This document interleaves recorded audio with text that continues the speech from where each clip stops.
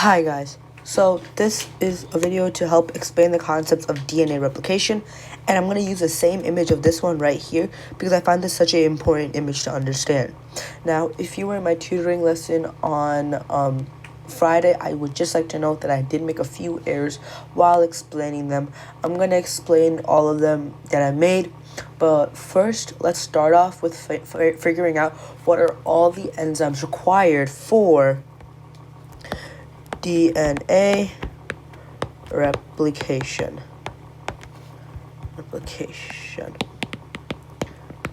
Okay, there's a bunch of there's a bunch of enzymes for it, and always remember anything that ends in ASE equals an enzyme. Now, the main enzymes that we're gonna focus on today are helicase. The second one we're going to focus on is TPO, which is topoisomerase. Okay, so it's spelled as, oh my gosh, it's such a long name that I have to search it up. Topo enzyme.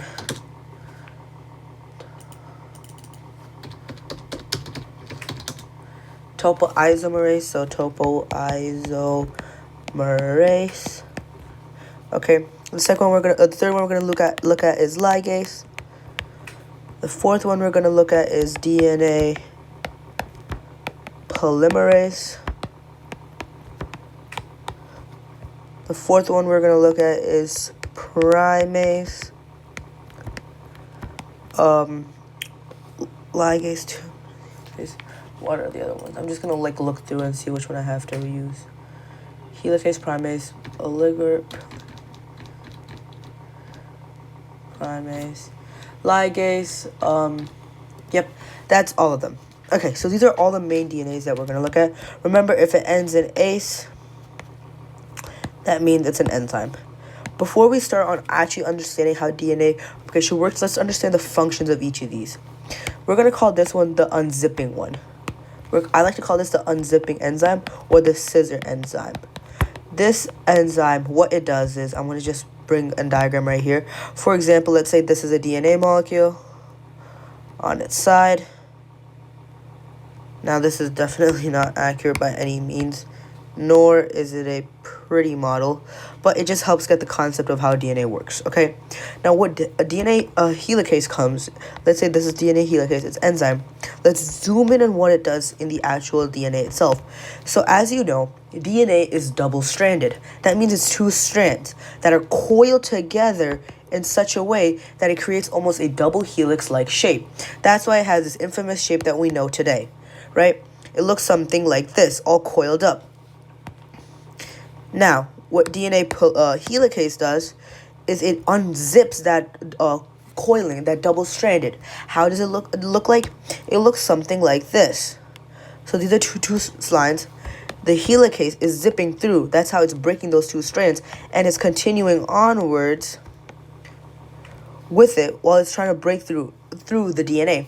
As it's going through the DNA, it's unzipping them. See how they're parallel from each other? They're no more in that coiled up shape. That's DNA helicase job. It unzips the DNA strand into two strands that are not coiled together. And how does it do it? It's actually quite easy for the enzyme to be able to rip the strands, to uncoil the strands. Why? As I told in the previous video, the two strands are only connected through hydrogen bonds, which are quite weak bonds. So the enzyme can just rip through and break it into two different strands. So at the end of the day, the DNA will go from something that looks like this to something that looks like two parallel lines, and it was all because of the helicase that was just ripping through in the way. So I like to call it the unzipping or the scissor enzyme because it breaks the DNA strand, the DNA coil strand, into two separate pieces. Okay, it uncoils it. Okay, now that we get into helicase, we're going to go on to the next part. Our next enzyme we're going to look at is topo. I like to call this as the massager DNA. So we're going to call it massager. So what does a massager DNA do? Now, as I told you before, helicase rips through the DNA, making it into two different strands. But you also have to understand that this is a compact structure. DNA is extremely compact. It's quite small and it's very coiled together.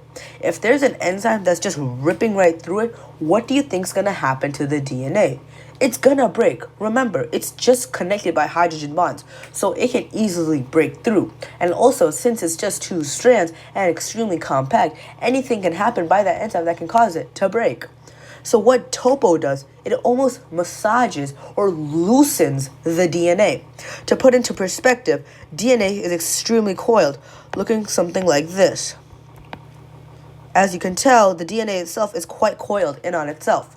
Now, the topo, it comes in, I'm going to color this black. The topo DNA, it actually goes in front of helicase. So remember, it's helicase here in the back, and then topo in the front. What topo does is that it comes to the DNA in front of the helicase and loosens the DNA enough so that when the helicase comes through to break the DNA strands, okay, it won't cause that much of a trouble and make such a huge disaster, right? Where it will all break and it can cause super coiling. That's something really important to know. Topo, I'm gonna write that down real quick. Topo stops, I'm gonna write stops supercoiling. Now, supercoiling, what that is. Supercoiling is when DNA is really coiled together because it's really twisted together. Wait, I have a better definition for this. I'm so sorry. So, supercoiling means that the DNA is either unwound, okay, or it's overwound. So, understand that DNA is turned. Let's look back here. DNA is twisted. You can see how it twists upon itself, right? Now, supercoiling is when there's very less twists and coils, okay, when it's less wound up, okay, or it's over wound up. Supercoiling can go both ways, okay, and topo prevents that. Supercoiling can cause the DNA to be very over supercoiling, so more than so much turns in the DNA can cause the DNA to be extremely stressed and compact, which can cause it to break. And then the on the other hand, where it's very less coiled, cause it to be very weak and it can be easily, ripped apart from the strands and make that DNA completely dead. So supercoiling is when the DNA is over twisted or under twisted, okay? And we don't want both of those to happen. So what topo does, it goes there, and with the DNA which is already accurately twisted, so it's in the proper position, right? It's not over twisted nor under twisted. It loosens it just enough for that helicase to come in and break it to two strands without actually damaging the DNA. To put it into perspective, let's take the DNA, and we can see how it looks like this, right? Now, this is an accurately coiled DNA. You can tell here, well, you can't really tell, but just for this diagram's sake, it's perfectly coiled, it's not too much nor too less, and it's a perfectly normal DNA. If the helicase will come right through, it will start ripping everything apart and causing a whole bunch of issues. But instead, what topo does is it comes in and almost loosens the DNA. So it sort of creates that DNA to look something more like this. Okay, see how this is a little bit more coiled? This is a lot less coiled, which makes it easier for the DNA. I really can't explain this enough with diagrams, but just so you know, what topo does is it stops that supercoiling and it just loosens the DNA enough for the helicase to break through and rip the DNA and break the DNA, take apart the DNA into its two strands. Okay. So that's the main function. That's what topo does. Okay, so if you have any questions on topo, tell me. Now, ligase. Ligase, I like to call this the glue. Okay, so ligase, we can call it the glue. Ligase, what it does is it glues DNA fragments together. Now, you won't understand this yet, but when we look at DNA and we look at how they're replicated, there's gonna be another half of the DNA where it's gonna be the other half. So Okay, let me restart. I'm sorry. Okay, so let's say that these are two strands of DNA and their counterparts, right? So an enzyme comes in, okay? It's going to be DNA polymerase, by the way, but we're not going to get to there. And it makes the other counterpart. Remember, DNA does not make identical pairs. DNA replication does not equal identical pairs. Instead, it makes their complementary pairs. That means, let's say one half of this strand, so this strand right here, let's say this strand was A, T, C. Their complement would be T, A, G. So what I'm trying to tell you is that an enzyme comes in and it makes this complementary strand. Now, the enzyme, one of them, on one half of the DNA, so when DNA is broken into two strands, okay, so let's say this is the DNA, okay, it's two strands, and then they get ripped apart, okay, so now it's one strand right here, and another strand right here, okay, and they want to duplicate this strand of DNA. An enzyme comes in and it fills in this part, this empty part of this DNA, and an enzyme comes in and it fills out this empty part of the DNA. Remember, this is the original DNA, right? They want to duplicate this DNA. So then, in turn, they take that DNA and they break apart their two strands. Okay, so that's one strand and that's another strand of the DNA. Then the enzymes come in and find the complement, not the identical, the complement of each of that strand. Okay, and that's their complement. Now, one of those enzymes, so one of these strands, okay, wait, hold on. I'm very sorry about that. One of these strands can make the complement in one shot. Okay, so let's say this is the enzyme. Okay, let's say that's A, that's T, that's C, that's G. The enzyme coming in hot, and it makes all of them easily. Okay, in one shot. There's no complications, there's no errors, there's nothing wrong going on. But the other one, right, there's going to be some complication. We're going to find that out why very soon. But what this causes is instead of it being made in one fell swoop, it's made into fragments. So let's say that DNA strand, oh, this portion of the DNA strand is made in this part. This portion of the DNA strand is made in this part. And this portion of the DNA strand is made in this part. Right? So to put into this perspective, when the complements of the DNA strands are made, so when these parts are being made, one of those strands will be done in a full set, very quickly and very easily, while the other part of the DNA, the other strand, will have some issues and complications where it will be divided into sections instead of doing it in one part. So when we're going to make the other strand, let's say this is the strand that we want to make. So okay, I'm going to restart so I can really explain this really quickly, because this is going to be really important to understand, because then that'll lead to Ozaki fragments, which is really critical. Okay, so this is A, this is T, this is C, this is G. That's going to be T, that's going to be A, that's going to be G, that's going to be C. This is a strand of DNA. Okay, this is an example. I'm going to write EX right here. This is an example of DNA. Now, we want to duplicate this strand. Now, to duplicate this strand, we can't just make an identical copy of this DNA. DNA is semi-conservative, which we're going to figure out right now. So semi-conservative means when the new DNA strand is going to be made, one half of those strands, so one of those strands in the new DNA strand is going to be from the original, while the other one will be created by the enzyme. So let's see how that works. So they want to duplicate this strand of DNA. So what they do is that they break this DNA portion into two parts. This is going to be the first strand, this is going to be the second strand. Now, let's put them into their own righteous place, okay? So that's going to be this part, and that's going to be this part. So that's going to be TACG, there's going to be ATCG. So now, the cell wants to make a copy, the complement of this DNA strand. Now, when they make the complement for each of these strands, one of the strands, so this one, let's say, will be done in one shot. So the enzyme will do this all at once and make OATCG all at once. Super simple. But this one, this one might not be so easy. We're going to find out why, because DNA is anti-parallel. We're going to look at it how just in a moment. But because DNA is anti-parallel, instead of doing it all in one fell swoop, they'll do it in chunks. So the enzyme will do, so we're going to first do the TA portion first, and then we're going to do this GC portion first. But now these are just two separate strands. We want these to fuse together. That's where ligase comes in. Ligase acts as a glue and fuses the strands together to make the complement strand.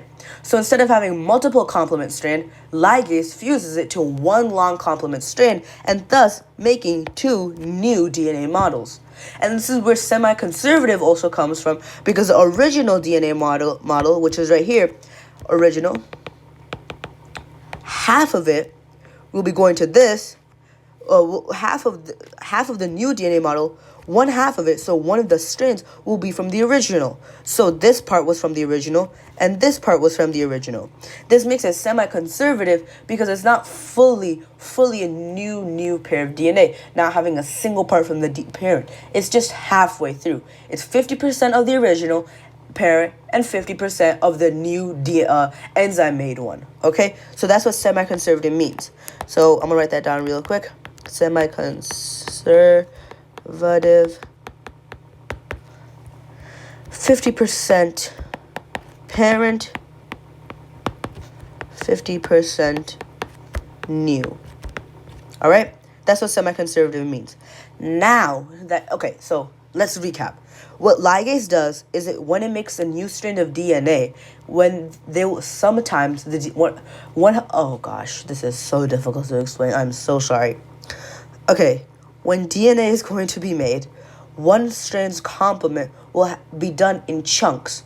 So the complement strand of another, so the complement of this DNA strand will be done in chunks. Okay, and once it's made in chunks, they will fuse those chunked portions of the complement DNA into one long string of one long string of complement DNA, because you don't want one original strand of DNA and then chunks of an original strand. That's just not going to work, right? You want all of these to be fused so that it can look something like this, right? One proper DNA strand. So that's what ligase does. It glues the fragments together. These fragments, or these chunks, are called Ozaki fragments. We're going to look into them a lot more in the diagram. Okay, now let's actually understand DNA structure. Let's finish up these part. Okay, DNA polymerase, we'll call it the builder. Okay, so as I was saying with the ligase, when they're to make the complements of this DNA strand, to make it, DNA polymerase, which I'm going to put in this circle here, comes in and it makes these strands.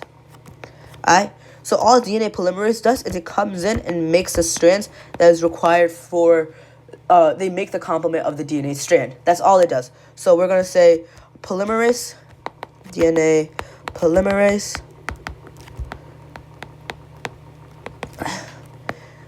makes complement of DNA strand. Okay, so that's what DNA polymerase does. Not that difficult. Okay, primase. Now this is important. Okay, we'll call this the start signal. Okay, let's put this in perspective. Enzymes are stupid. Actually, they're really stupid. Okay, enzymes don't know, for example, DNA polymerase, they don't know where to start when it comes to making the complement of the DNA strand. Let's say you're given a whole long strand of DNA. Let's put this into perspective. Okay, we're going to make a nice, neat model here. So we have A, T, C, G, T, A, C. This is our DNA strand. And now we want to make the complement of it. So we have the sugar phosphate backbone ready. Okay, don't worry about this. But we need to make the nitrogenous bases that are complement to this. How are we going to do that? Okay, we do that by DNA polymerase. So DNA polymerase comes in. But then, wait, DNA polymerase is an enzyme. Where does it start? Does DNA polymerase start here and then forget about these? Or does it start here and forget about all of these? And where should it start? Starting is very, very crucial in DNA replication, because if the DNA does not know where to start, it cannot move on with the process of DNA replication because it will miss a few nucleotides, which can cause detrimental issue in the actual DNA itself. So that's where primase comes in. Primase acts as a signal. The enzyme comes somewhere here at the A and says, hey, look at me, I'm here. DNA polymerase, I need you to come here and start the DNA at this portion, okay? And then DNA polymerase will be like, oh, primase is right here signaling to me. And then it will come here and then it'll start saying, oh, T goes here, A goes here, and it continues onwards. All that primase does is that it signals DNA polymerase to go and start at X area or start somewhere here, okay? So we can call this the signal enzyme. So that's all the enzymes that you need to know. Now let's actually put them to action by understanding DNA, its DNA setup itself. Now, we're going to hear this by Ms. Suarez a lot, where she says DNA goes from a 5' to a 3', and then a 3' to a 5'. This makes no sense, but it actually does. Let's look at the DNA model a little bit more. Now, Suhaima, Rihanna, and Sidra, if you're watching this, I'm extremely sorry, but I explained 5' and 3' a little bit wrong. Okay, so how 5' and 6' work is that it's based on the carbon. So this portion is a 5-carbon setup. This is a sugar that has 5 carbons. And if you recall, this sugar is called deoxyribose. It's called a 5-carbon sugar because there's 5 carbons in it. Now, where are the 5 carbons?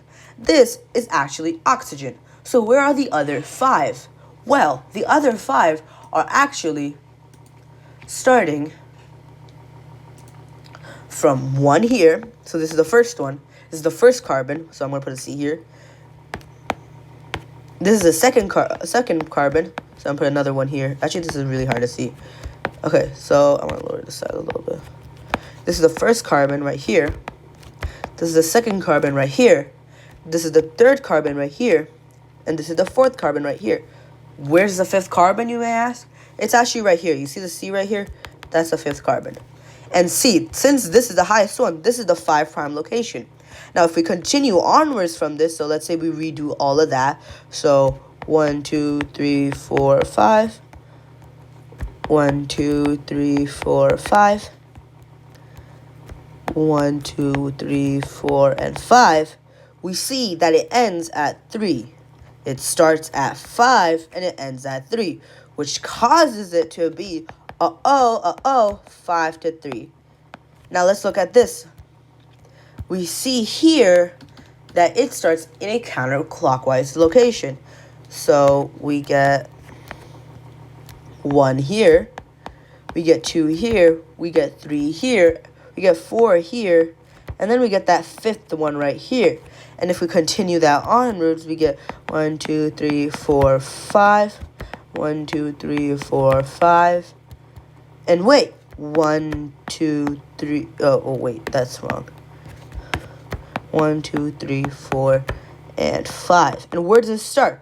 It starts at a 3 right here, and it ends at a 5 right here. What does that mean? That means it's a 3 to 5. My bad.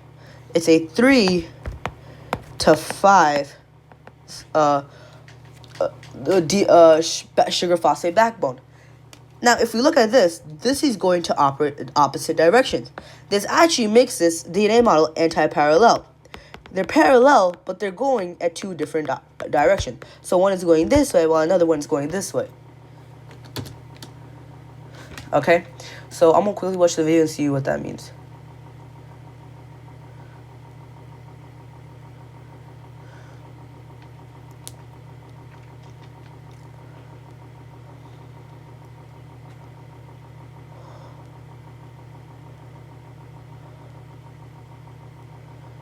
Okay, now we're going to look at this in the perspective of DNA replication. Now we're going to use all the information that we just used now, right here and right now. We already know what helicase does. It does the unzipping. We know what topoisomerase does. It massages the DNA in a sense. The ligase acts as a glue, which was a very difficult explanation, but I hope you understand. If you don't, just text me on Discord. We know what polymerase does, and we know what primase does. Now we're going to apply them all in this very big diagram. Okay. So, we're going to have like this. we're gonna have another one just like this. Okay, then this is gonna go right here, and then this is one's gonna go right here. Okay, and then from there the DNA strand continues. This is the DNA strand that we're looking at. Now, first let's label which way it's going. Let's say this one's going from 3' to 5', while this one's going from 5' to 3'. Now, ligase, okay, actually first let's look at how everything first. So, let's see where helicase goes here. Remember, helicase is unzipping. So, helicase is going in this direction, unzipping the DNA strand. See how it's in two separate strands? Topoisomerase is right here in front of the helicase. Remember, topoisomerase is always here in front of it, loosening the DNA to be ready for the helicase. I want to label everything so you guys can understand the full deal.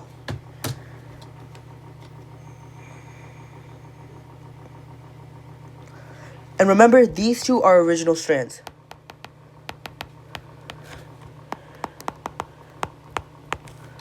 Remember, this entire thing is the original DNA. And remember also, DNA is unwinding currently. So this is the unwinding of DNA right now. How is it unwinding again? It's because of helicase. Topo just gets it ready.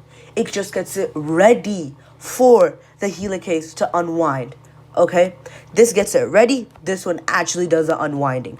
Ready, unwinding. Okay? Hope you get that. Oh. Okay, let's continue onwards. And also, remember, in this example, it's just going to keep on unwinding this way. Okay?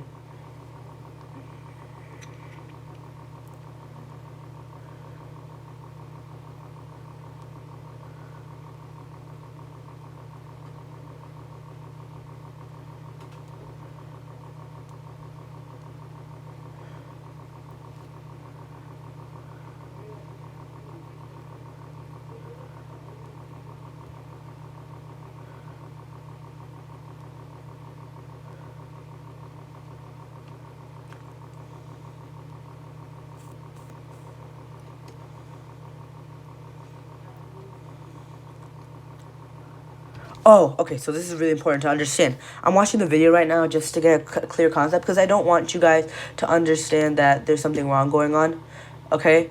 So, I'm just going to go back to try to explain everything right now. Okay, so DNA polymerase, I'm going to write this down in dark green. DNA polymerase, okay, builds a new strand in the 5 to 3 direction. Okay, so builds the new strand in the 5 to 3 direction. Okay. So what does this mean? Okay, before we start, let's just say where we're putting our primers, okay?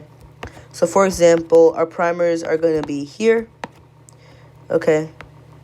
Just for the example, because I need this entire space to explain something later on. We need this space to explain something later on, okay? But this primase is here. And then from there, since what this primase does, it signals it. So, let's say it's blurring out a single. Then DNA polymerase comes in and is like, okay, let's start. Okay, so DNA polymerase comes in. Okay, and it's going to start building. Let me label everything so you guys know where everything's going to be at. Okay?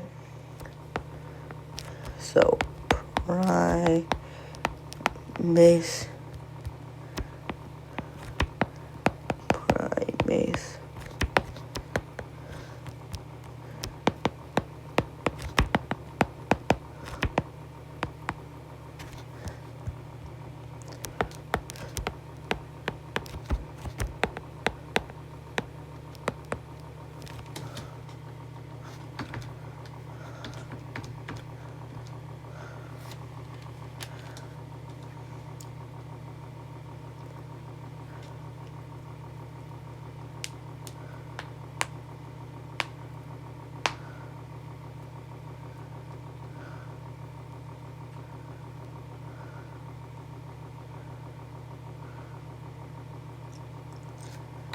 Wait, I just need to understand something real quick.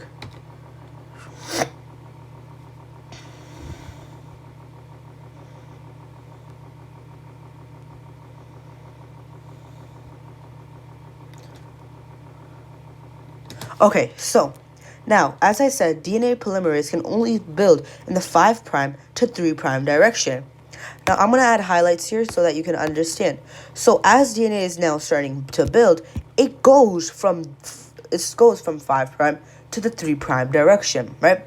So, in this strand here, we're going to say this strand right here, right? It's following its direction. See how this strand is going from 5' to 3'? It's a 5' to 3' strand, right? Okay, so that, because he's going from 3' to 5', right? And it needs to go, and it builds a new strand at 3 to 5.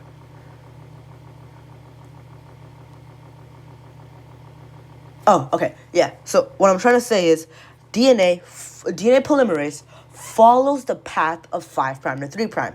Remember, as I said before, this is a 5' to 3'. DNA polymerase is following this strand.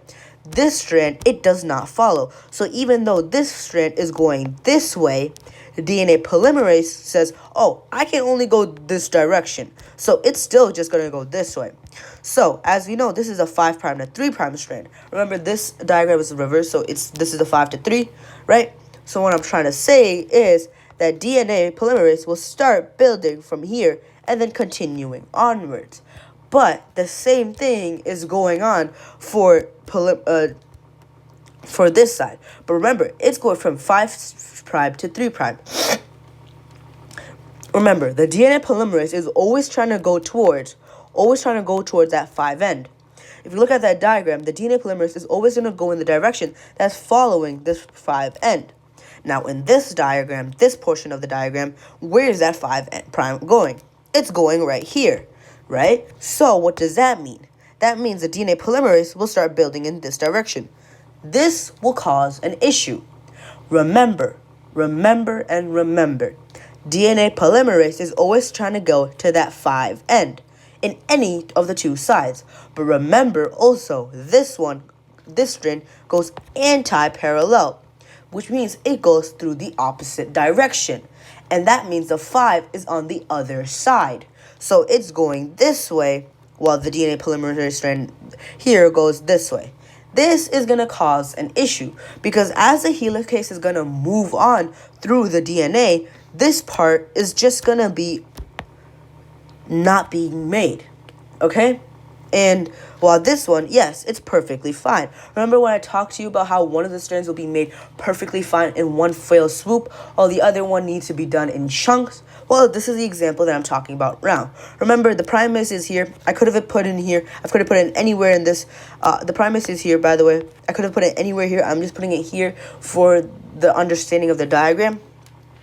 But what I'm trying to say here is that as the DNA polymerase is moving towards that 5' end, okay, this part is going completely fine because it's continuing on with the movement of the DNA.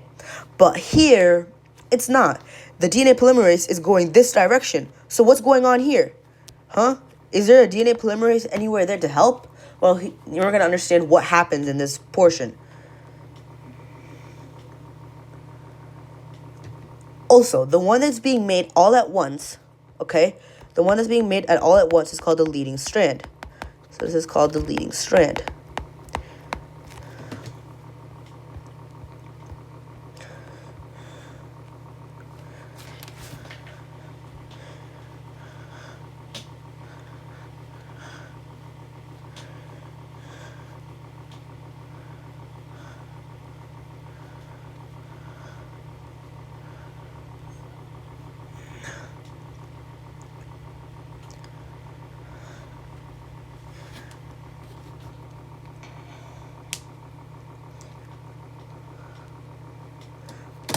Okay, now, here's where we understand what are the Ozaki fragments. As we continue onwards with the helicase, so I'm going to change this diagram up a bit, right? So, we're just going to continue on with this diagram right here. So, it's continuing onwards, okay? It's continuing onwards. Okay. So as the helicase is moving onwards, okay, and topo, by the way, is in the front unwinding the DNA, okay, as the DNA is moving onwards, okay, we see that there's a bit of an issue, all right? And what's the issue that's arising? DNA polymerase in this way, since it's always going towards the 5, let's just put the 5 right here. This is perfectly fine, okay? It's just going to continue going here, no issues at all. That's why it's called the leading strand. But this one, it's continuing going this direction, which we don't want because this entire section is now just unknown. Okay, wait, I'm going to just pull this, bring this sucker down. Okay, and oopsie daisies, I just have to bring this back up. Okay, so now this part is just in the abyss. What's going on here? Well, that's where primase then has to go back to another portion, right? And make the DNA polymerase say, oh, go back, finish this section, right? And the DNA polymerase comes back there, okay? And then it finishes this section. And then, oh, what about here? Then another primase comes in and goes, okay, start here, okay, right here. DNA polymerase, I need you to start here now, okay, and finishes this portion. It's always lagging behind. Can't you see? This is just doing it all in one fell swoop, while this one's always lagging behind. That's why this is called the, guess what, lagging strand. Okay, now this is now called the lagging strand. And these fragments is called Ozaki fragments. Okazaki? Yeah, these are called Okazaki fragments.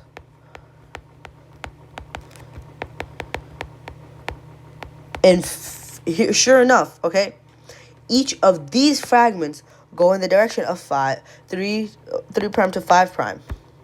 3' to 5'. Just like their counterpart strand. Okay, so this is going from 3 to 5. This one's going to 3 to 5.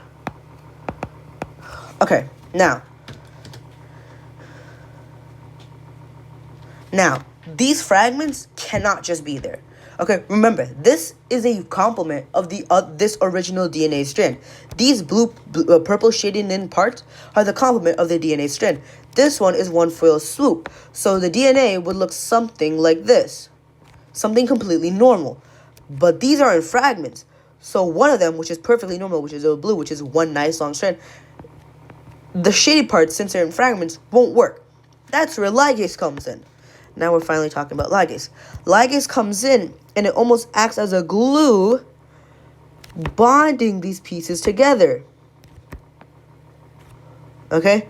It will bond these pieces together. I'm going to put ligase here. Ligase. It bonds these Ozaki fragments together to make it all into one fragment, which then makes this original DNA, oh shucks, which then makes this original DNA into one normal DNA, right? It takes care of those gaps in between and fuses this into one DNA, normal DNA. This is the lagging strand, this is the leading strand. And now, at the end of all of this replication, we get one strand here. So I'm going to put this here. One strand here, which is a new one. So that's N1. The original, which is O1. Then we have a new strand here, which are all fused together, right? So it's one big strand. No more fragments, one big strand, which we're going to call N2. And then the original O1. This then creates into two pairs of DNA strands fused together. Okay? So now there's two identical DNA molecules from the original molecules. And remember, one of this strand and another of this strand are from the original. And then one of this strand and one of this strand are from the new. Oh, that's new. Which makes it semi-conservative.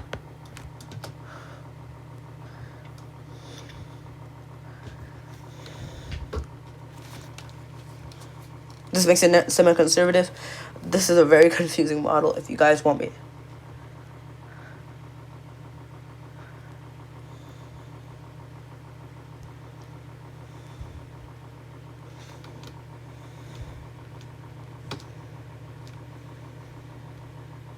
Oh yeah, by the way, just to check, if there's any errors in the making of the new strand, DNA will come in and just proofread it. That's just really quickly the side note. Okay, this is a process on making DNA. I'm going to revise everything very, very quickly for you guys to understand. Okay, I'm going to use a laser pen for this. Alright, so helicase comes here. Why is it white, huh? Wait, huh? Okay, whatever. Alright, helicase comes in here, unwinding the strand. Topoisomerase was there before, loosening the DNA strand. So we have an original... Okay, I'm going to start from the beginning. There is an original DNA strand. Topo comes in and loosens the DNA strand, while helicase comes in and starts breaking through the actual DNA, unwinding the actual DNA. In that process, primers come into the new unzipped DNA and start signaling the DNA polymerase to come and start making the new strand, the complement strand, right? So DNA polymerase comes in, and remember, DNA polymerase always tries going to the 5. Tries going to 5 prime, and in the leading strand it goes completely smoothly and fairly, continue on in the same direction as the helicase, continuing on with the same direction as the helicase. But the lagging strand, the 5 prime, is in the back. It's not following the same direction as the helicase. Remember, it's anti-parallel. As the helicase is going this direction, the 5 prime is going this direction, causing the DNA primase to go in this direction, which they don't want to happen because all of this area now is never going to be filled, which is going to cause issues. So then primase here comes back in multiple times for then to signal the DNA polymerase to say, oh, go back here and start continuing. Go back here, okay? I'm signaling you to go back here and continue on. Go back here and continue on, which then fills it up, but also causes fragments, which are called Ozaki fragments. Ligase comes in at this time to fuse these fragments together, finally making it into one big strand. At the end of the day, it creates 2 strands. One of the new strand two pairs of... Oh my gosh. It causes 2 new DNA molecules. One strand of the new DNA molecules is from the parent, while the other strand is from the newly made DNA's complement created by the enzyme, causing it to be semi-conservative. Remember, DNA polymerase builds from 5 to 3. Whew, this is a lot. Okay, this is a lot of information to vessel down, so if you really, really want me to break it down, by all means, I can break it down, okay? Okay, remember all these proteins, remember the function of ligase, which I explained here, and here, remember topo, and all those good stuff. Remember, Miss Rice will do a review on this before the actual case, so don't get so hurried up about it. I'm gonna look for whatever Miss Suarez actually posted in Google Classroom real quick. What did she post? Okay, she literally posted nothing, honestly, for the DNA replication. Oh, remember Chargaff law. Okay, I'm gonna quickly tell you what Chargaff law is. So there's always an equal amount of A adenine to T, and there's always an equal amount of C cytosine to guanine. That's literally it. There's nothing else to know. So for every amount of A, there's an adenine. There's an equal amount of thymine. For every every cytosine nitrogen pair, there's an equal amount of guanine pair because they need a complement. We already know what conservative models is, semi-conservative, all that stuff. Helicases, untwist. Single-stranded binding proteins. Single-stranded binding proteins. She won't really quiz us on this, but just so you know, they bind to the unpaired DNA to keep them from repairing. Okay? You don't need to know this. I'm just writing this down for fun. There's literally nothing else to memorize. That's honestly everything. Okay. Um, Remember, Miss Suarez will do up every like a breakdown of everything before the actual test. Also, by the way, if you I just need you guys to know Vinay will be sitting next to me at the actual test. He was the one who followed in the first come first serve basis. He was the first one who asked about it, and I agreed, and I will be sitting him next to the test. So sorry to you guys. If you guys need help before the actual quiz during lunch or any other time, just come by me. I'll try to explain everything. That's actually everything that I have today.